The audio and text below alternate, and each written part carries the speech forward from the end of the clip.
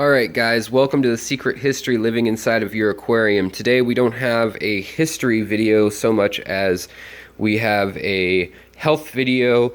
Also, it kind of gets into the history of how we care for our fish in that now we have some great products at our dispense. Now, I don't trust these strips other than to get a general idea on what's going on in the tank. I mean, you'll know if the ammonia or the nitrates are really, really high. But other than that, the dialing in the hardness and all that, get the liquid tests, the API liquid tests in that box full of jumbled mess down there. I've tested this tank. It's testing all great within parameters, running well. Now, we redid this aquascape 3 days ago. And that can be stressful on small fish. All these fish stayed in here. The guppies are always resilient. But some of the shyer fish, like the danios, the celestial pearl danios, and the ruby red tetras, they're a shyer type of fish, and they hide, and that's what they've been doing. The killifish, they kind of hang out on top no matter what. But everybody seemed to handle it really well, with the exception of the guys that caused me to redo this entire tank, which are the Pelvica chromis tenuatus Nigerian red Kribensis. So these guys, I noticed first in the male that he was breathing very heavily. His colors are all still fabulous, which is good, and he's moving and responding to stimuli now, which is also good. Last night, he actually was staring off at the tank, just looking out blankly for 3 or 4 hours, not moving, not eating. She was hiding and also doing the same. She had nested up in here and was just sitting there lifelessly, breathing heavily, and no outward signs of illness, nothing like that. But I have consulted with the fella that I got these from, who owns Aquarium Zen. He's got 20 years experience with these critters. And so what I've done is a combination of what he suggested, which he thought it may be too far gone. It may be a bacterial infection at that point, and I'm really sad to hear that if that is the case. But I have used Catapa leaves to kind of act as blinders in this tank so they don't get as stressed out. Also, there's a lot of green roughage underneath them so that the clear bottom isn't as stressful, but they don't like being in a little quarantine area very much. So last night I dosed the entire tank with 2 packets, since it's 20 gallons, of this Fritz Mardell Maricine, which is really just erythromycin, and that will kill bacteria that's living, like gill disease, Popeye, body fungus, tail rot, like different things like that. And the body fungus is really more of a that's just a secondary infection type thing that it's helping. But the main thing is these fish were gasping for air, and when that's going on, they may have lesions in their gills, they may have, their blood may not be, the hemoglobin may not be carrying oxygen efficiently, and so it's really important to put in an AirStone. So I've done that.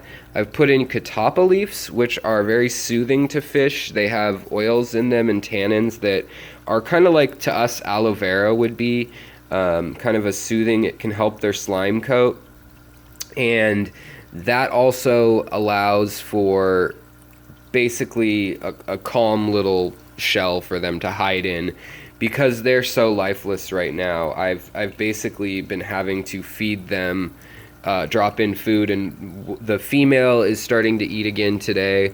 The male is not. I think I caught the female. I put her in here just in case, because they spend so much time together, and it turned out that she needed it. So basically I dosed the tank with 1 dose, normal dose, took out the carbon filter, dimmed the lights because light stresses fish, but there's still enough light you can see and everything, so it's like a twilight setting. I've been watching the parameters on the tank. I did another 20% water change just to make sure that there's no ammonia or anything like that that's going on. And then I also added a general cure to their little tank, which will take care of parasites, worms, things like that, as well as a few other issues that, you know, fish can get. It's kind of a concoction. It supposedly can help treat ick and stuff, but I always use IckX if they have ick. These guys look immaculate from the outside. Their color still looks great. Their breathing is just really bad, and it looks almost like ammonia poisoning or something, but there's no signs of ammonia in the tank, and everyone else is doing just fine and dandy. So that's what I've done. I've also got a sponge filter running as per normal back here. Now, when you dose the tank with any sort of antibiotics, antibiotic, let's think about that word. It's anti or against, and biotic means life. So against life, it kills life. And bacteria is either gram negative or gram positive, and that has to do with the thickness of the wall that surrounds the DNA and the important replicating parts of the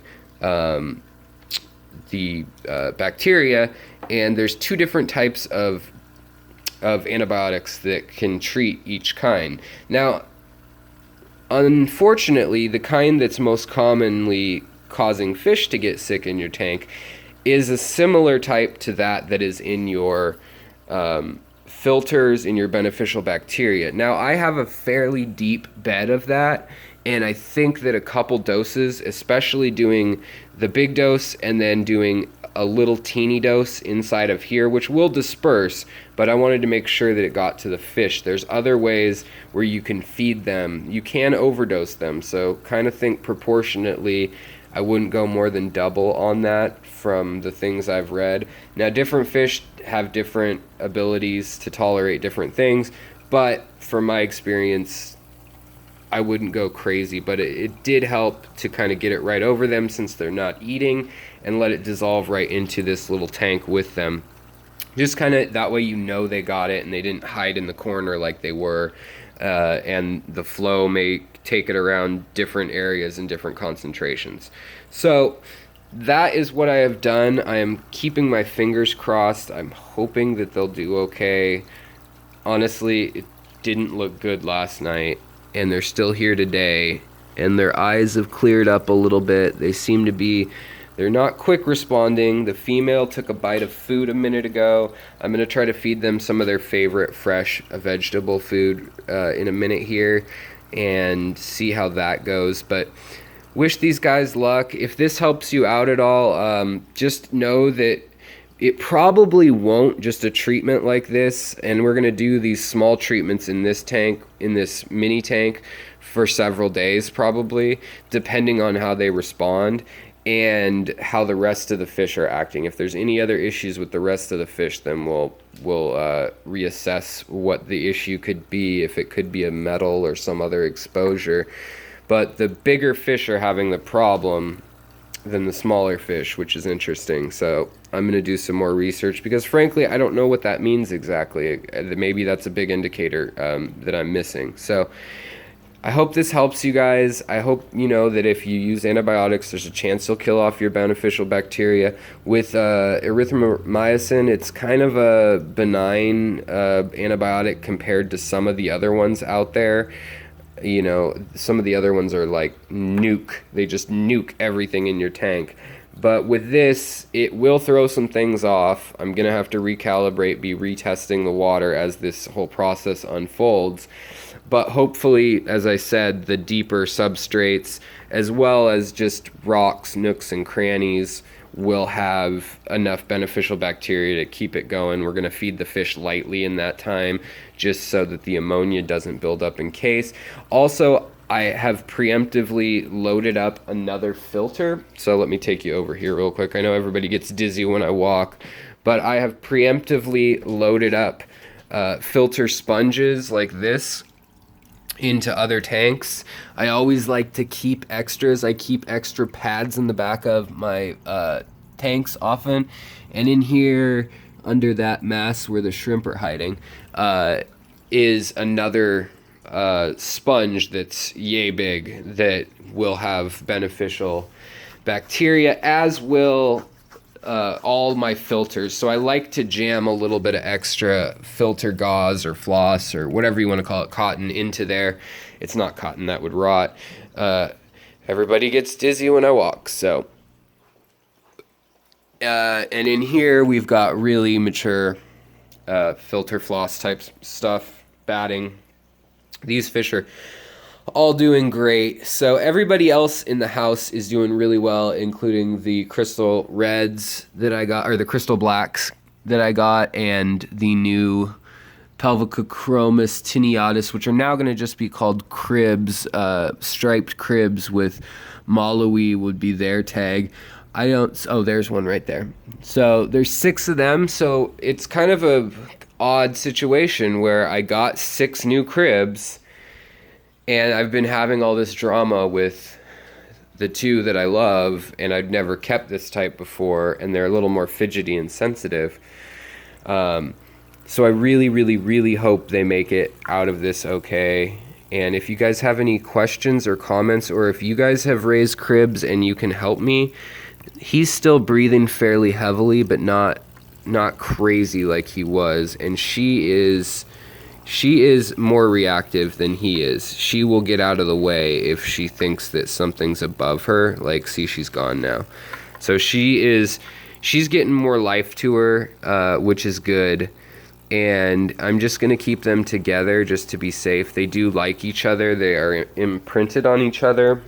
And a lot of people would keep them separate, but I want to keep them together. So we'll see how it goes. I'll keep you guys abridged. I want to show you my successes with my failures, and I don't know which one this is going to be. So wish me the best, wish the fish the best. Take care of yourself, take care of your fish, love one another, and I'll talk to you later. Swim on, guys.